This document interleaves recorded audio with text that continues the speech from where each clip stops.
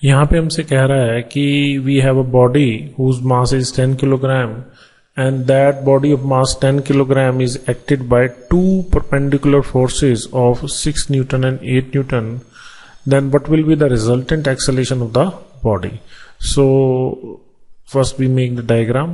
So let this is a 6 Newton force that is acting on a body of mass 10 kilogram. This is the body, and there is another force is of 8 Newton, and both these forces are perpendicular to each other. So we have to find the acceleration of this mass of 10 kilogram. So the acceleration of this mass of 10 kilogram will be A, that is the net force that is acting on this mass divided by the mass of the object. So what is the net resultant force that is acting on the mass? So we will calculate this net force or the resultant force. This is the resultant force. So this is the resultant force that is acting on this 10 kilogram mass. So that force is equal to 6 square plus 8 square. We have just applied the parallelogram law of vector addition. So this will give us 10 Newton. And this acceleration is in the direction of this net force. तो acceleration की direction भी यही होगी. तो acceleration होगी कितनी? तो आप यहां से देखिए, force होगी 10 न्यूटन और जो mass है that is 10 kilogram. So this is 1 meter per second square. तो यहाँ पे हमारे पास देखें दो ऑप्शन है, option A, option C, B और डी तो रॉन्ग है.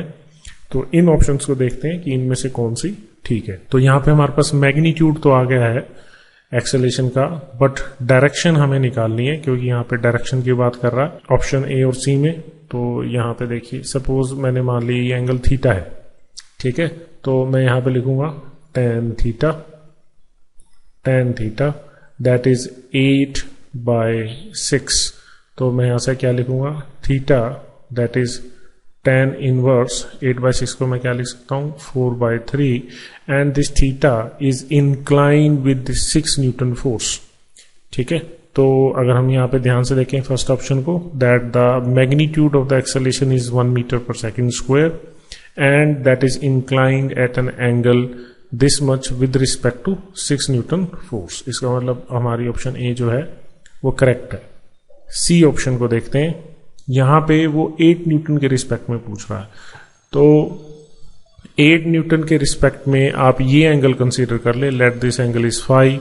तो मैं यहां लिख दूंगा tangent of phi will be 6/8. Tangent of phi is 6/8. तो यहां से जो फाई आएगा that will be tan inverse 6/8 को आप क्या लिख सकते हो 3/4, and that phi is with respect to this 8 Newton force.